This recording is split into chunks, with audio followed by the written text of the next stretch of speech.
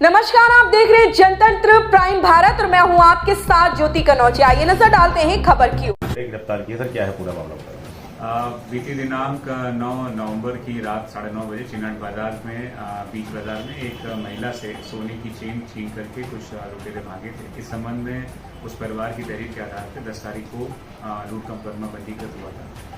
पूर्व प्राप्त जानकारी के अनुसार पल्सर बाइक पे 2 लड़के थे जिन्होंने पहले चेन छीनी, उसके बाद पैदल वहां से भाग गए, उनमें सफल हुए। आसपास के कैमरे वगैरह दिखवाने पर इन बदमाशों की और उस बाइक की पहचान हुई। इस आधार पर आज चिनाट की थाने की पुलिस ने SHO के साथ मिलकर के बड़ा अच्छा काम किया है और तीनों गिरफ्तार करते हुए उस बाइक को बरामद किया है और साथ में लूटी गई चेन को बरामद किया है। इनमें से जो मुख्य अपराधी जिसने चेन छीनी थी, अमन कश्यप, ये पूर्व से शीटर है। इसके ऊपर कई मुकदमे, लगभग 10 मुकदमे अन्य थानों से भी लिखे गए हैं, जिसके अन्य 2 साथी में से एक राजू सरकार के ऊपर एक मुकदमा पीछे चन्नई थाने में भी लिखा गया था। इनके अन्य मुकदमों के बारे में हम जानकारी कर रहे हैं, आगे इनके ऊपर गैंगस्टरी कार्रवाई की जाएगी। सर, ये 3 लोग हैं जिस तरीके से एक गैंगस्टर का आरोपी है, इसने पूरा गैंग बनाया हुआ है। एक अभी जो नया साथी शामिल हुआ है साहिल कश्यप, ये इन लोगों के अटैच में कैसे आया? क्या ये जो साहिल कश्यप और अमन कश्यप, इन लोगों का कोई रिलेशन रहा है? दोनों के नाम एक ही जैसे हैं, लेकिन ये दोनों आपस में रिलेटेड नहीं है। इतनी घटनाओं को अंजाम दिया अब तक अमन कश्यप का आपराधिक इतिहास हमारे पास है, उसमें 10 मुकदमे के लगभग इस पर लिखे गए हैं और जो इसके साथ में साहिल कश्यप है उसके ऊपर अभी कोई हमें जानकारी नहीं हो पाई है। हम इनसे जानकारी कर रहे हैं, इन्होंने ऐसे कोई अपराध और किए हैं जिन पे अभियोग पंजीकृत नहीं है, तो वो अभियोग पंजीकृत। सर, ये लोग मूल रूप से जो है क्या काम करते थे और घटना को कारित करने के बाद किस तरीके से गायब हो जाते थे, और इतनी घटनाएं ये लोग कारित कर चुके हैं क्या? कुछ कहीं ना कहीं कुछ पुलिस का ऐसा लग रहा है कि वहाँ की पुलिस ने इन पर मॉनिटरिंग नहीं की, इसके चलते ये लोग इस तरह की घटनाएं लगातार करते रहे और बेल से आने के बाद भी लगातार घटनाएं कर रहे हैं। मुख्य रूप से ये लोग ना तो पढ़ाई करते हैं, ना कोई ऐसा विशेष कार्य करते हैं। जो लड़का राजू सुरकार है, ये मूर्ति वगैरह बनाता है। बाकी अन्य दोनों लड़के अमन कश्यप और साहिल कश्यप ऐसा कुछ काम नहीं करते हैं। इनकी किस प्रकार से मित्रता हुई और किस कारण से ये यहाँ पर चिनाट बाजार में उतरे, इस बारे में सर, जिस तरीके से 3 आरोपी हैं और जो मोटरसाइकिल दिख रही है, मोटरसाइकिल पे एक मोनोग्राम दिख रहा है पुलिस का।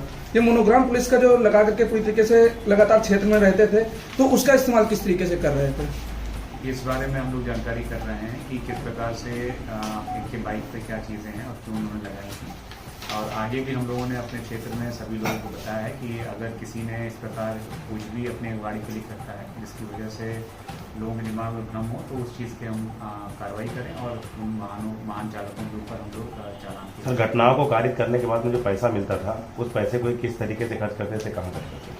मुख्य रूप से लोग नशे के आदी हैं, नशा वगैरह करते हैं। इस वजह से जो सामान इन्होंने चुराया उसका प्रयास यही कर रहे थे, बेच करके उससे नशा। गिरोह में और भी लोग हैं? इनके अन्य साथी भी हैं जो अपराध करते हैं, लेकिन आज के अपराध में ये 3 लोग, जिसमें हम लोग किसी का यही 3 लोग। बाइक इन्हीं की है किसी और की? बाइक इनके परिवार की है, अमन। सर, एक अहम सवाल ये होता है कि जिस तरीके से जो बेल पर लुटेरे बाहर आते हैं या चोर बाहर आ रहे हैं, उनको लगातार पुलिस मॉनिटर कर रही होती है, चिन्हित कर रही होती है, उसके बावजूद ये घटनाएं जैसे करते हैं, तो इनके लिए क्या कुछ अभियान आपका विशेष चल रहा है? हम लोग नो जो क्रिमिनल नाम से अभियान चला रहे हैं, जिसमें सभी बीट कांस्टेबल्स और हल्का प्रभारियों के द्वारा जो लोग जेल से छूट के आ रहे हैं उनके जमानतदारों को सत्यापन किया जा रहा है और उनकी गतिविधियों को नजर रखने का प्रयास किया जा रहा है। जैसा कि इसमें जानकारी हुई है, अमन कश्यप के जमानतदारों के खिलाफ कार्रवाई। सर, ये लोग किराए से रहते थे या कोई पर्टिकुलर का मकान है? किस तरीके से घटनाकारी को वहीं चले जाते हैं, कहीं अपना अलग कमरा लेते हैं? और साहिल कश्यप का अपना मकान है। यहाँ से घटना कारित करने के बाद वो अपने आवास ही चले गए थे। आज वो पुनः इस चेन के संबंध में जानकारी करने राजू सरकार के पास आए थे तब। सर, ये जो ज्वेलरी ये लोग पूरी लूट कांड करते थे, ज्वेलरी आखिर बेचने कहाँ जाते थे? क्योंकि अभी तक जानकारी है ज्यादातर सीतापुर पहुंच रहे थे। क्या कोई ऐसा ज्वेलर भी चिन्हित हुआ है जो इन सभी मामलों में संलिप्त रहा हो?